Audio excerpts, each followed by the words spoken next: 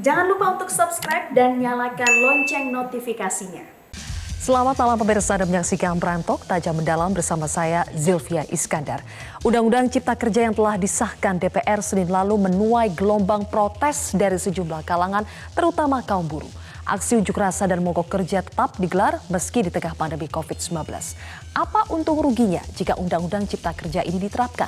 Benarkah terjadi distorsi informasi hingga menyebabkan penolakan terhadap undang-undang ini? Apa jalan yang bisa ditempuh bagi pihak yang merasa dirugikan dengan disahkannya Undang-Undang Cipta Kerja? Kami akan membahasnya sesaat lagi.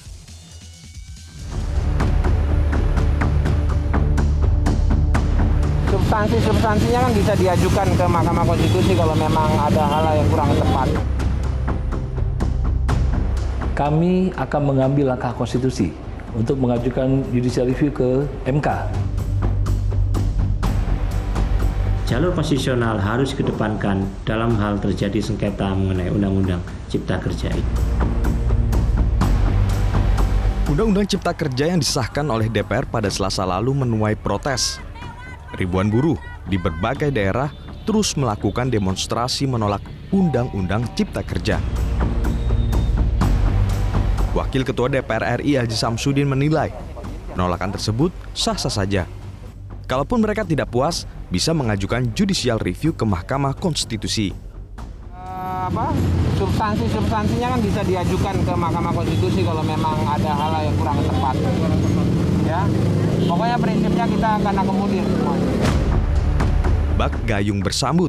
Salah satu konfederasi buruh yakni KSPSI yang dikomandani Andi Gani Nenawea rupanya telah membentuk tim hukum untuk melakukan proses uji material. Andi mengklaim sudah banyak advokat yang menyatakan siap membantu buruh bertarung secara konstitusional di MK. Kami akan mengambil langkah konstitusi untuk mengajukan judicial review ke MK dalam waktu segera.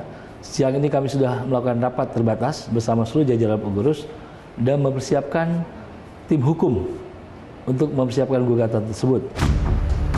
Uji materi ke Mahkamah Konstitusi adalah cara yang paling masuk akal untuk membatalkan Undang-Undang Cipta Kerja. Namun untuk mengajukan upaya itu, Undang-Undang Cipta Kerja harus resmi diundangkan dulu. Keberadaan Mahkamah Konstitusi sebagai pengadilan tata negara yang berwenang memutus sengketa ketatanegaraan, termasuk sengketa akibat dibentuknya suatu undang-undang, layak untuk dikedepankan, agar kemudian segala prasangka, segala perbedaan pandangan dapat segera mendapat penyelesaian oleh Mahkamah Konstitusi. Apakah memang betul dari aspek formil Undang-Undang Cipta Kerja itu melanggar teknik-teknik pembentukan undang-undang sebagaimana diatur dalam Undang-Undang Dasar maupun Undang-Undang 12 tahun 2011. Dari aspek substansi, agar ada segera keputusan apakah Undang-Undang Cipta Kerja melanggar hak asasi manusia, melanggar konstitusi. Ada sejumlah pasal di Undang-Undang Cipta Kerja yang menjadi sorotan para buruh. Di antaranya menyangkut soal pesangon, upah minimum regional, hak cuti, status outsourcing, dan mengenai tenaga kerja asing. Tim Liputan, Metro TV. Pemirsa, apa untung rugi Undang-Undang Cipta Kerja bagi ketenaga kerjaan? Benarkah undang-undang ini memangkas sejumlah hak pekerja yang tertuang di Undang-Undang Nomor 13 Tahun 2003? Dan apakah judicial review adalah langkah yang paling tepat untuk mengevaluasi Undang-Undang Cipta Kerja? Saya akan membahasnya bersama dengan 4 narasumber. Yang pertama adalah Wakil Ketua Balik DPR RI Ahmad Baidowi, anggota Panja RUU Cipta Kerja fraksi PKS Amin Aka, kemudian staf sus Menteri Ketenagakerjaan Dita Indasari, dan pakar Hukum Tata Negara Bayu Dwi Anggono. Selamat malam semuanya. Selamat malam, Sylvia. Oke. Waalaikumsalam. Saya akan ke Mas Awi terlebih dahulu. Mas Awi, kalau yang Anda lihat gelombang unjuk rasa yang terjadi saat ini itu lebih banyak disebabkan oleh hoax yang beredar atau memang poin-poin yang disahkan dalam Undang-Undang Cipta Kerja ini banyak yang bermasalah dan merugikan para buruh? Ya, kalau kami melihat fakta lapangannya, termasuk berdasarkan WA ataupun email ataupun telepon yang masuk kami secara langsung, itu menunjukkan bahwa banyak misinformasi yang sampai kepada mereka sehingga informasi itu tidak ditangkap secara utuh. Padahal kalau kita mau jujur terkait dengan isu klaster ketenaga kerjaan, itu kan lebih banyak kita memberikan aspek kejelasan status bagi para tenaga kerja. Memang ada satu hal yang menjadi sorotan, yakni mengenai pesangon. Pesangon bagi yang di PHK. Ya kalau nggak di PHK kan nggak perlu bicara pesangon sebenarnya gitu. Nah ini seringkali disalahartikan, dibahasakan bahwa pesangon dihapus. Padahal faktanya tidak. Ada formulasi yang diubah oleh undang-undang yang ini. Termasuk juga ada 12 isu lainnya yang semuanya itu tidak berdasar dari Undang-Undang Cipta Kerja yang baru saja disahkan oleh DPR bersama pemerintah. Dan selain soal pesangon, Mas Awi, mana lagi yang menurut Anda adalah hoax yang dipercaya oleh masyarakat? Contoh, cuti hamil, cuti haid tidak ada lagi. Itu masih ada di pengaturannya. Terus syarat-syarat PHK, katanya pengusaha bisa sewenang-wenang. Tidak. Syarat-syarat PHK berdasarkan keputusan Panja tetap berlaku ketentuan yang lama. Terus tenaga kerja asing katanya bebas masuk begitu saja. Tidak. Ketentuan tenaga kerja asing itu ada aturannya, kembali ke undang-undang yang lama. Undang-undang 13 2003. Termasuk juga UMK dihapus. Tidak. UMK tetap, UMP tetap. Cuman UMK ada persyaratan tertentu. Yakni berdasarkan inflasi, laju inflasi dan pertumbuhan ekonomi. Banyak hal sebenarnya yang perlu kami luruskan. Satu lagi, bahwa cuti lebaran itu tidak ada. Ya memang di undang-undang tidak ada, termasuk undang-undang sebelumnya. Karena cuti lebaran, cuti Natal itu diatur oleh kebijakan pemerintah. Yang biasanya ada SKB menteri itu. Saya ingin tanya sekarang pendapat dari Mas Amin. Benarkah kalau poin-poin tadi yang disebut oleh Mas Awi itu sebagai hoax yang beredar di tengah masyarakat sehingga itu akhirnya memicu aksi unjuk rasa? Kalau menurut PKS ini memang hanya sekedar hoax atau disinformasi atau memang kenyataannya seperti itu sehingga PKS pun akhirnya menolak pengesahan Undang-Undang Cipta Kerja ini? Ya, terima kasih Mbak. PKS akhirnya menolak Undang-Undang RUU Cipta Kerja ini disahkan menjadi undang-undang ini berdasarkan kajian objektif banyak hal, tapi tentu tidak bisa kami sampaikan di sini. Salah satunya tentang memang keterbatasan waktu pembahasan karena undang-undang ini meringkas atau menyatukan 79 undang-undang, 1.203 pasal, dan harus mengamanatkan 450-an peraturan pemerintah, sekian banyak peraturan presiden dan peraturan daerah, itu hanya dibahas dalam waktu 5 bulan, ya sangat berbeda, dan ini pertama kali di negara kita, di Republik Indonesia, pembahasan atau pembuatan undang-undang dengan metode Omnibus Law, menyatukan sekian banyak undang-undang, meringkas sekian banyak undang-undang menjadi satu undang-undang. Biasanya kan dengan metode single subject rule. Satu undang-undang adalah satu tema. Dan itu butuh waktu kadang-kadang sampai tahunan. Ini 79 undang-undang disatukan dalam satu undang-undang membutuhkan waktu dibahas dalam waktu 5 bulan saja. Di tengah pandemi COVID, tentu saja keterbatasan akses publik, masyarakat, kami saja sebagai anggota Panja, tidak semuanya bisa hadir secara fisik setiap hari. Satu partai sudah dibatasi satu orang yang bisa hadir secara fisik, ya kecuali ketika yang 2 orang. Jadi kami setelah memberikan kajian objektif dan mendengar dari seluruh stakeholder kami, itu konstituen, ormas, NU Muhammadiyah, serikat pekerja dan lain-lain, akhirnya kami bersihkan menolak. Adapun yang terkait dengan klaster ketenaga kerjaan yang disampaikan oleh Mas Awi, ya, mohon maaf nih Mas Awi ini sahabat saya di Komisi 6 juga dan juga di balik pimpinan saya. Pertama terkait dengan uang pesangon. Uang pesangon itu memang ada yang di Undang-Undang Existing itu 32 kali terbesarnya dengan masa kerja 24 tahun.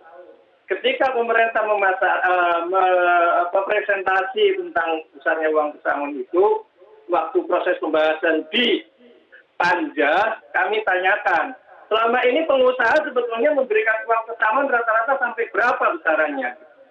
ternyata tidak pernah sampai 32 kali ya. Kalau mereka karyawan itu diputus kerja dalam waktu masa kerja 10 bulan, ya tinggal ngalikan aja 10 per 24 kali 32 gaji, itu ketemunya segitu. Dan itu semua menjadi tanggungan pengusaha. Ya. Nah, untuk yang sekarang direformulasi uang pesangon itu menjadi 25 kali, yang 19 kali itu tanggungan pengusaha, yang 6 kali itu bisa diberikan melalui skema JKP, jaminan kehilangan pekerjaan. Apakah yang lebih baik atau lebih buruk, Mas Amin?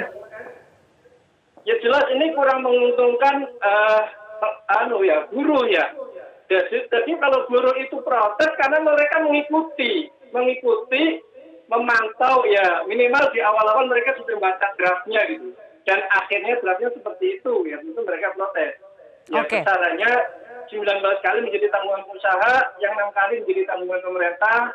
Sekarang bayangkan seandainya ya di pasal-pasal atau di ayat-ayat yang lain ya, sekarang tidak ada pembatasan usia masa kerja outsourcing ataupun kontrak, ya tidak ada karyawan tetap misalnya.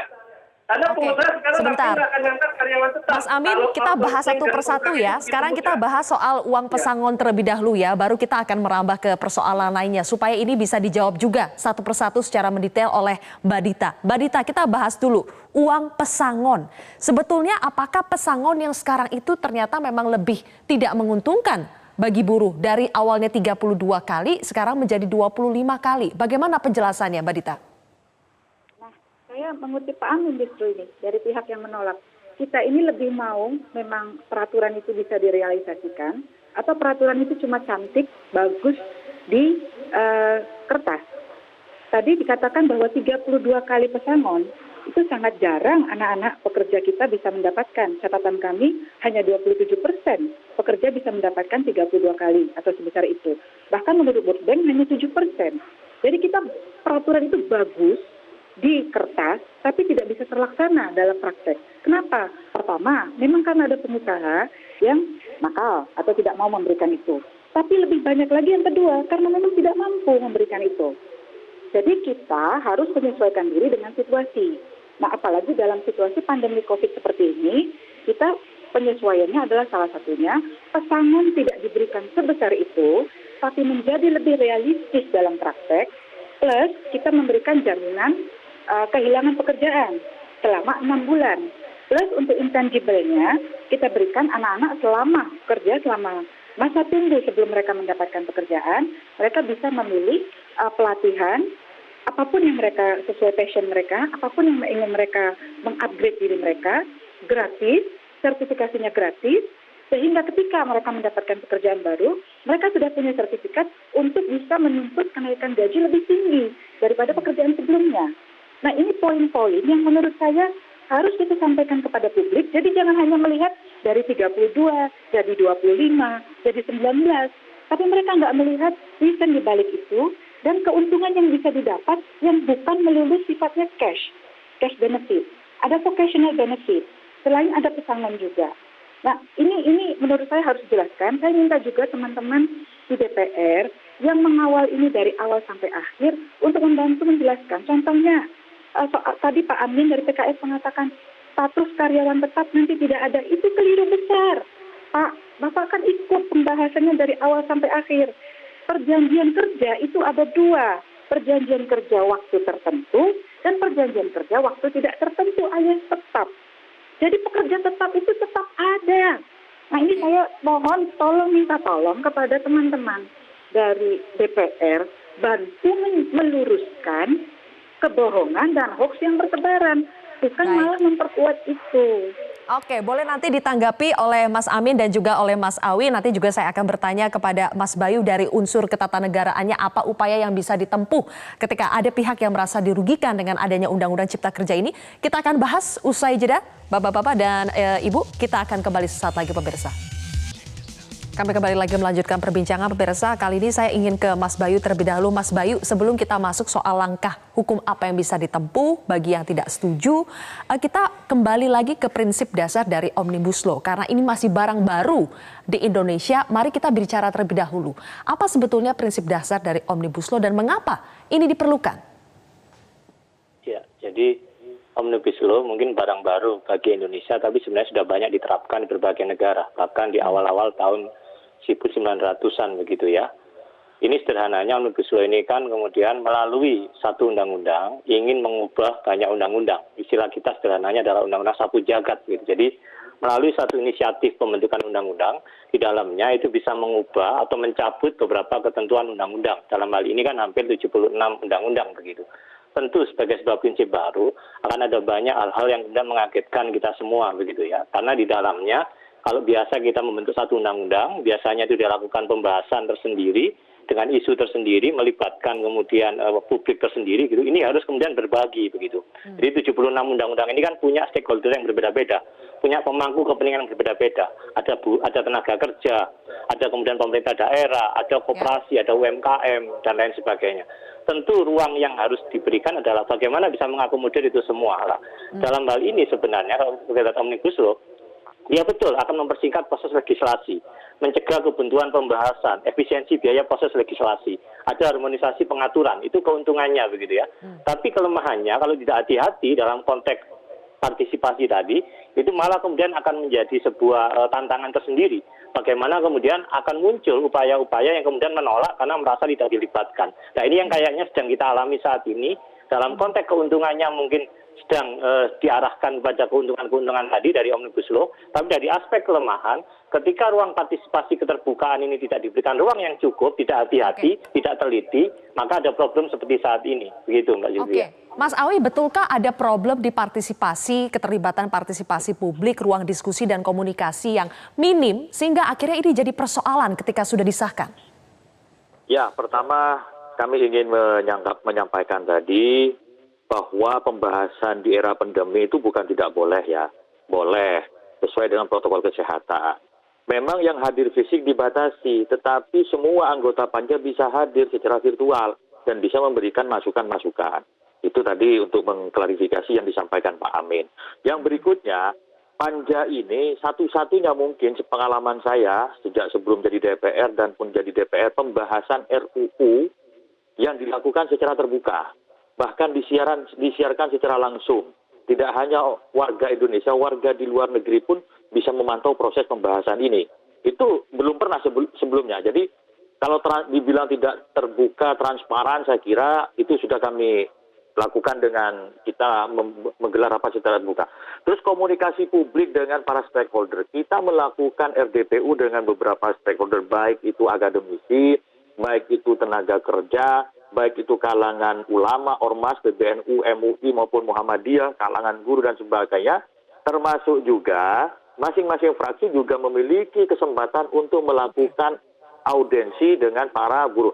Memang satu hal yang disampaikan oleh Pak Bayu benar, karena undang-undang ini sapu jagat, banyak bidang di situ, kami pun dibalik, karena ini pengalaman baru, yang memang harus benar-benar jeli dan teliti. Bahkan memimpin rapat panjangnya pun harus disesuaikan dengan tupoksi yang ada. Misalkan untuk klaster ekonomi itu saya bisa. Tapi kalau klaster pertahanan, saya bukan Komisi 1, mungkin saya serahkan ke teman yang lain lah. Hal-hal seperti itu memang kendala di lapangan, tapi ini sudah berhasil kita selesaikan dengan segala pro kontranya gitu. Mas Awi, Pak Amin, kalau memang betul seperti kata Mas Awi ini berhasil diselesaikan segala macam kendala dan dilakukan dengan proses yang transparan. Tapi kenapa di internal DPR sendiri pun masih ada informasi-informasi yang kalau tadi Mbak Dita bilang salah. Seperti misalnya kita bahas soal PKWT. Karyawan tetap itu masih ada, bukannya dihapuskan. Tapi kenapa tadi Pak Amin mengatakan itu dihapuskan? Ini Pak, saya mau menanggapi pernyataan Mbak Dita ya tentang pesangon. Ya, tentang pesangon. Jadi sekarang pesangon yang menjadi tanggungan pengusaha itu 19 kali. Ya. Kalau dahulu 32 kali aja hanya 27% yang sanggup membayar, bukan berarti nanti ketika 19 kali ini semua pengusaha akan mampu membayar atau mau membayar. Kenapa? Karena longgarnya aturan atau pasal ayat yang terkait dengan outsourcing atau pekerja kontrak. Tidak ada klausul yang menyatakan harus sekian kali, harus sekian tahun, lebihnya harus menjadi karyawan tetap. Bisa jadi seorang bekerja dengan berkali-kali sebagai outsourcing, maka ketika dia diberhentikan, putus kontrak, nggak pernah mendapatkan pesangon. Jadi ini masalah pesangon itu saya melihatnya bukan 19 kalinya saja, tapi terkait dengan pasal ataupun ayat lain, terkait dengan kelonggaran aturan yang tentang outsourcing dan kontrak ini. Gitu. Kalau dalam pikiran saya, dan tentu saja para buruh mencermati masalah ini, ya bagi pengusaha ngapain mesti mengangkat karyawan tetap, ya bisa saja, tapi dia akan seminimal mungkin. Kalau outsourcing dan kontrak ini nggak ada batasannya, dan multisektor, di sektor apa saja bisa dilakukan ini. Karena kalau dia mengangkat karyawan tetap, konsekuensinya ketika memutus hubungan kerja, dia harus memberi pesangon. Harus bayar pesangon. Oke, baik. Silakan dijawab, Mbak Dita. Oh ya, pertama, kenapa kita selalu berpikirnya pada yang asumsinya yang buruk? Kalau dengan 32 kali pesangon, yang jumlahnya sangat besar, dan banyak pengusaha tidak mampu membayar, maka alternatif outsourcing dan kontrak menjadi alternatif yang ideal. Daripada saya pekerjakan tetap dengan pesangon sebesar itu, 32, saya kontrakkan saja, saya outsourcingkan saja seumur hidup. Itu kenapa kita nggak coba melihat dari sisi yang lebih positif, bahwa dengan 19 kali plus 6 kali dari JKP, maka itu lebih realistis dalam praktek. Sehingga lebih memungkinkan pekerja kita menerima status pekerja tetap. Sehingga kepastiannya lebih baik. Itu coba lihat dari sisi yang lebih positif. Yang kedua, sisi yang juga lebih positif. Perjanjian kerja waktu tertentu. Sebelumnya, tidak ada kompensasi bagi pekerja yang sudah habis masa PKWT-nya. Sekarang, begitu anak dikontrak, 1 tahun, 2 tahun kontraknya selesai, tidak diperpanjang, dia dapat kompensasi secara proporsional, 1 bulan gaji. Dulu tidak ada itu, kontrak selesai, ya selesai, pergi saja. Sekarang dia dapat kompensasi 1 bulan gaji. Yang kedua, seluruh syarat PKWT, perjanjian kerja waktu tertentu, itu tetap mengacu pada undang-undang lama, pasal 56 sampai 59. Bahwa lamanya PKWT itu akan diatur dalam PP, iya. Tapi syarat melaksanakan PKWT juga tidak mudah. Kriteria pekerjaannya apa, jenisnya apa. Nah ini menurut saya informasi yang diberikan itu jangan separuh-separuh. PKWT dibebaskan, salah. PKWT bisa seumur hidup, keliru. Syaratnya jadi perberat kok, tetap sama dengan undang-undang lama. Baik. Nah, ini tolong kita bantu menjelaskan secara utuh supaya orang-orang tidak marah. Baik, Bapak-Bapak, Ibu, karena ini adalah kesempatan terakhir untuk Pak Amin. Pak Amin tidak bisa bergabung sampai selesai. Saya ingin berikan dulu kesempatan sedikit kepada Pak Amin untuk menanggapi apa yang tadi baru saja disampaikan oleh Mbak Dita sebelum kita jeda. Silakan Pak Amin. Ya, jadi kita berbasis pada aturan di atas kertas. Jangan berandai-andai. Kalau Mbak Dita tadi menyangka saya berandai-andai, justru saya ini berbasis pada yang di atas kertas. Aturan bahwa outsourcing dan PKWT itu tidak ada batasannya dan multisektor gitu. Sehingga buruh tentu saja itu sangat dirugikan dengan pasal-pasal seperti ini. Ya. Kemudian yang kedua, terkait dengan yang disampaikan oleh Mas Awi tadi, ya, saya akan menyampaikan hal yang sederhana. Seluruh elemen masyarakat, ya, ormas Islam yang ini kepada kami juga, kemudian serikat pekerja, para konstituen, akar yang menyampaikan aspirasi kepada kami ketika mereka menolak karena mereka paham gitu. Ya, belakang mereka paham bahwa ini sangat merugikan. Oke. Kemudian yang berikutnya, terakhir, saya juga bertanya-tanya besar, ya, kenapa ini dikebut demikian rupa seolah-olah permasalahan besar yang menjadi penghambat investasi yang tidak menjadi tersumbatnya penciptaan lapangan kerja itu faktor tenaga kerja, ya. Padahal World Economic Forum yang survei dan dirilis akhir tahun 2019 dari 16 penghambat investasi, 16 faktor penghambat investasi, yang pertama adalah praktek korupsi. Sedangkan peraturan yang terkait dengan tenaga kerja itu menempati peringkat yang ke-13 dari 16 itu. Ya, jadi ini masalah yang harus diperhatikan. Ada apa dengan ini? Saya kira itu. Terima kasih. Sayang sekali Pak Amin tidak bisa bergabung sampai selesai karena ada agenda lain. Kami terima kasih atas waktunya bersama kami, dan untuk narasumber lainnya kita akan lanjutkan lagi di segmen berikutnya. Pemirsa, tetaplah bersama kami di Prime Talk. Kami kembali melanjutkan perbincangan bersama dengan Wakil Ketua Balik DPR RI, Ahmad Baidowi, kemudian staf sus Menteri Ketenagakerjaan Dita Indasari, dan juga pakar hukum tata negara Bayu Dwi Anggono. Tadi anggota Panja RUU Cipta Kerja dari fraksi PKS, Pak Amin Aka, sudah meninggalkan acara ini terlebih dahulu karena masih ada agenda lain. Saya ingin melanjutkan kembali ke Mbak Dita. Tadi terakhir Pak Amin mengatakan kita jangan buat berasumsi yang berandai-andai. Harus ada peraturan di atas kertasnya.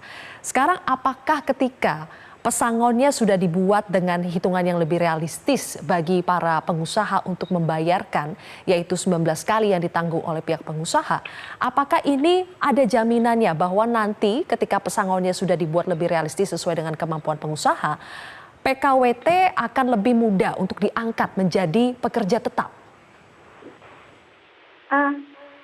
Harusnya begitu, Mbak. Jadi begini, dalam PKWT itu kan juga kita berikan kompensasi kalau mereka kontraknya diputus, ya kan? Nah, sesuai masa kerja, jadi proporsional. Nah, makanya kalau nanti dibanding-bandingkan, pada akhirnya jangan-jangan mempekerjakan dengan sistem kerja tetap itu menjadi lebih menguntungkan. Karena juga ada loyalitas dan sebagainya. Itu yang pertama. Yang kedua, sekarang dunia ini kan bergerak lebih cepat. Teknologi menjadi lebih maju. Sehingga banyak pekerjaan itu bisa selesai dalam waktu tertentu saja. Nah, keberadaan PKWT dengan syarat-syarat yang tetap terlindungi, ini memberikan kepastian bagi kedua belah pihak. Kepastian dari buruh, pekerja, bahwa mereka tetap akan terlindungi dengan syarat-syarat PKWT yang tepat, tapi juga kepastian bagi pengusaha bahwa jenis-jenis pekerjaan tertentu memang bisa dikontrakkan. Sementara jenis-jenis pekerjaan lain memang tidak bisa menurut Undang-Undang Cipta ini. Jadi ini jalan tengah yang coba kita kompromikan supaya kedua belah pihak bisa jalan dengan benar gitu. Jadi tolong dilihat ini sebagai upaya mencari titik keseimbangan, bukan niat untuk merugikan salah satu pihak, apalagi merugikan pekerja. Kalau kita dari perspektif bagaimana melihat sebuah pasal itu, saya ingin tanya ke Mas Bayu. Mas Bayu, sekarang kan orang pasti akan membandingkan undang-undang yang baru di Cipta Kerja dengan undang-undang yang lama yang sebelumnya. Misalnya Undang-Undang Ketenagakerjaan nomor 13 tahun 2003. Nah, bagaimana sebetulnya potensi overlapping atau tumbang tindih antara undang-undang yang baru ini, Cipta Kerja, dengan undang-undang yang lama? Iya, jadi sebenarnya problem mendasar kita yang menurut saya harusnya dilengkapi dulu sebelum menyusun Undang-Undang Cipta Kerja, begitu ya, teknik Omnibus Law ini adalah dengan memperbaiki di lampiran 2 Undang-Undang nomor 12 tahun 2011 tentang pembentukan peraturan perundang-undangan. Jadi kita tahu bahwa pembentukan perundang-undangan itu ada tekniknya, begitu. Sementara di lampiran 2 itu belum mengadopsi teknik Omnibus Law. Masih teknik bagaimana mengubah satu undang-undang dengan satu undang-undang juga, mencabut satu undang-undang dengan satu undang-undang, atau kemudian memperbarui satu undang-undang dengan undang-undang tertentu. Jadi teknik itu yang memang belum diadopsi, sehingga memang kemudian dalam praktek penyusunannya tentu mengagetkan kita semua ketika dibandingkan dengan teknik penyusunan dengan realitanya memang kemudian ada perbedaan. Itu yang saya katakan, tidak ada persoalan kita mengadopsi Omnibus Law pada dasarnya. Tapi yang paling penting, sesuaikan dulu teknik penyusunannya dengan teknik Omnibus Law agar kemudian ada kepastian bagaimana kemudian status dari suatu pasal dari undang-undang yang kemudian masuk dalam teknik Omnibus Law. Karena biasanya kan perubahan pertama, kedua, ketiga dari satu undang-undang dia dengan undang-undang itu sendiri yang diubah. Ini melalui perubahan di undang-undang lain. Nah, jadi saya pikir sebenarnya yang paling penting adalah ke depan menurut saya teknik Omnibus Law ini kalau mau terus kita gunakan, perbarui dulu teknik penyusunan yang ada di lampiran Undang-Undang Nomor 12 tahun 2011. Dan problem terbesar dari Omnibus Law pada dasarnya adalah begini. Ini karena 76 undang-undang itu dibahas dalam waktu yang bersamaan. Kalau dulu biasanya satu undang-undang, maka isunya kan sangat lokal satu isu begitu. Maka pihak yang terlibat kan sedikit. Ini bayangkan seluruh kepentingan pekerja, kemudian pemerintah daerah, saya katakan aktivis lingkungan hidup, kemudian UMKM, kemudian pendidikan, dan lain hal sebagainya. Semua mata menyoroti undang-undang ini. Sehingga ketika ada ketidaktelitian satu pasal saja, misalkan dulu pernah terjadi, undang-undang diubah dengan PP, maka akan timbul yang kita sebut sebagai kemudian kegaduhan itu. Maka menurut saya memang, kalau kita benar-benar ingin mempraktekkan teknik Omnibus Law, maka perbaiki dulu mekanisme pembentukan undang-undang kita agar kemudian lebih memberikan kepastian siapa melakukan apa dan siapa berhak untuk memberikan apa. Seperti itu, apa jawaban dari Mas Awi terkait hal itu, mekanisme pembentukan undang-undang, apa kita punya problem di teknik penyusunannya? Ya, ini kan praktek yang baru sama sekali. Ini namanya terobosan hukum yang ada di dunia legislasi kita. Karena problem kita itu ada ketumpang tindihan ketentuan antara satu undang-undang dengan undang-undang yang lain. Contoh misalkan ya, kalau kita bicara terkait dengan aspek tanah, itu peta yang dimiliki Kementerian Kehutanan dengan BPN itu berbeda. Tetapi dengan undang-undang ini bisa diharmonisasikan, bisa diduduk barengkan. Itu hal yang substansi saya kira perlu kita ambil hikmahnya. Terus yang tadi sayang nih Pak Amin sudah pergi. Kalau tadi saya ingin mengatakan begini, tidak ada fraksi-fraksi yang tidak mendengarkan aspirasi dari elemen-elemen. Saya menghormati itu, termasuk juga fraksinya Pak Amin. Awalnya tidak ikut pembahasan, tapi kemudian ikut pembahasan di Panja, di Timus, dan Timsin. Rekamannya itu ada, daftar inventarisasi masalahnya ada, berargumentasinya ada. Bahkan di rapat Panja yang memutuskan uang pesangon skema 19.6 itu ada juga fraksinya Pak Amin. Pak Amin juga hadir di situ. Tapi kalau kemudian fraksi PKS dan fraksi Demokrat berubah sikap di akhir, ya kita hormati, itu fraksi, sikap fraksi ya. Tetapi proses pembahasan itu tidak bisa dinafikan begitu saja. Bukan berarti yang dia ikut di dalam itu menjadi tidak ada, tetap ada. Saya kira begitu. Oke. Selanjutnya Mas Awi, Mbak Dita dan juga Mas Bayu, kita akan bahas untuk bagaimana mengakhiri kegaduhan, mengakhiri perdebatan ini, apa langkah hukum ataupun langkah komunikasi lainnya yang bisa ditempuh untuk meredam persoalan ini. Kami akan kembali saat lagi di segmen akhir pemirsa. Kita sudah di segmen akhir pemirsa. Mas Bayu, apa langkah hukum yang bisa ditempuh bagi pihak yang merasa dirugikan dengan adanya Undang-Undang Cipta Kerja ini? Ya, posisi RUU Cipta Kerja ini sebenarnya masih dalam tahap disetujui ya, belum disahkan gitu ya. Jadi kalau dalam tahapan itu baru disetujui, belum disahkan dan belum diundangkan begitu. Kalau dia disetujui pada dasarnya karena sudah disetujui, mau disahkan tidak disahkan oleh Presiden, tetap akan jadi undang-undang setelah 30 hari. Itu yang harus kita pahami dulu bahwa barang ini pasti sudah jadi undang-undang. Sehingga kalau sudah jadi undang-undang, maka mekanisme selanjutnya yang tersedia oleh konstitusi kita adalah undang-undang ini bisa menjadi objek pengujian di Mahkamah Konstitusi. Berbeda dengan era sebelum perubahan Undang-Undang Dasar kan undang-undang tidak bisa diganggu-gugat. Kalau sekarang tentu sudah ada Mahkamah Konstitusi yang diatur sebagai check and balances. Jadi kekuasaan membentuk undang-undang oleh DPR ini kan tidak bukannya tanpa batas begitu. Dibatasi oleh asas-asas, oleh prinsip lah. Mahkamah Konstitusi ini sebagai check and balances terhadap kekuasaan DPR ini. Sehingga menurut saya ketika undang-undang aspek formil dan materialnya? Ya, tentu. Kan problem selama ini tuntutan yang keberatan itu ada dua sebenarnya. Satu, aspek formil, belum dikenal Omnibus Law dalam kemudian undang-undang pembentukan peraturan perundang-undangan. Yang kedua, tidak terbuka, tidak partisipatif kan gitu dalil yang disampaikan oleh pihak-pihak yang menolak itu. Yang berikutnya aspek substansi tadi, soal mungkin pesangon, soal PKWT, soal kemudian lingkungan hidup, soal AMDAL begitu ya, soal kemudian tata ruang, soal izin di daerah yang ditarik ke pusat, ada banyak isu.